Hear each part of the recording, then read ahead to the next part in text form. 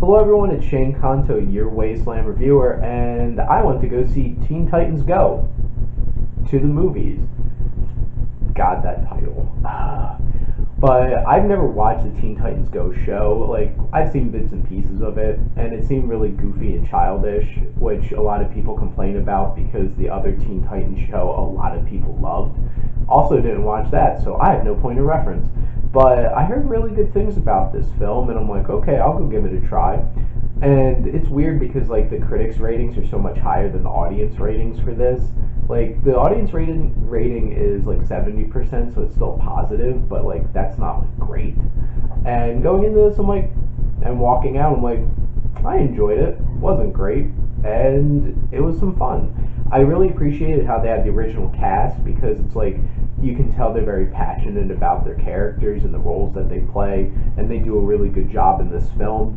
And I loved Will Arnett, who gets added to the cast as Slade, which apparently I had explained to me when he pops up in the show, they call him Slade instead of Deathstroke, because it's a kid's show and that's too much, but then they keep making Deadpool references, and it's just like, if you're going to say Deadpool, why can't you say Deathstroke? But whatever. And Will Arnett was great. He's a fantastic vocal performer. I love BoJack and him as Lego Batman, and he was great in this film. And honestly, they incorporated some interesting variety of animation styles for different parts of this film, and I appreciated that. I did think overall the animation looked kind of like, looks like a TV show, but it looked a little better. So at least it made an effort to try to make it feel more like a film. The action in this was surprisingly well done and choreographed. I really appreciated the action in this and thought it was a lot of fun. I think that was actually one of the strongest points of this film. And the referential humor in this film I thought was on point and was really funny. And I can say that since I get most of the references. If you don't, then you might be left out a lot in this film. And honestly, I think what they do with like the villain plot and everything like that, and like the themes that it's honing in on in terms of being recognized and gaining recognition and then finding your friends and your family, I thought that was really well done. And the plot of this was actually pretty interesting, and I thought it went into some different places than I was expecting. And I enjoyed the music, the songs that they made. They literally had Michael Bolton play a tiger, playing a guitar and singing a song in this film. What the hell? And it was hilarious.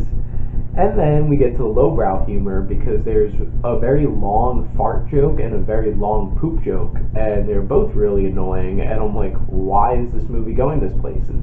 Oh, this is what I heard about this show and why people hate this show. And then it had kid pacing.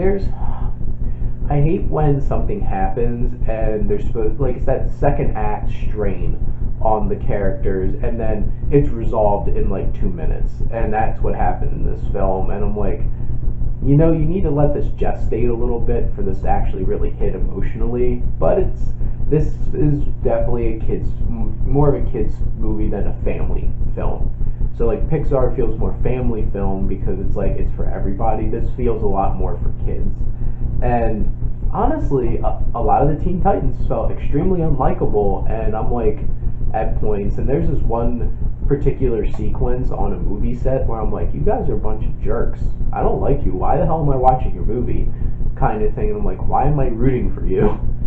And they kind of were annoying, and I'm like, I don't really like this. And then there's some obnoxious plot holes, and I liked where they tried to make fun of the plot holes and make a joke and a reference out of it, but then turned into an actual plot hole. And I'm like, you couldn't keep just making that joke and stuff and then thinking that it wouldn't play out, and then you went to a cliched thing. I thought this was some fun. It was enjoyable. I got some laughs out of it.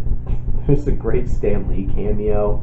I love that, and I got laughs out of it, but overall I think this is a lot more geared towards kids. And if you are an adult and you don't get references to a lot of superhero films, this really isn't for you, because I feel like you get really lost in the shuffle in this film. But if you're really into superhero films and love that kind of entertainment and you can get past some of the lowbrow humor, go check this out. Obviously, kids will enjoy this film. But those are my thoughts, and thank you again for always tuning into your Wasteland Reviewer.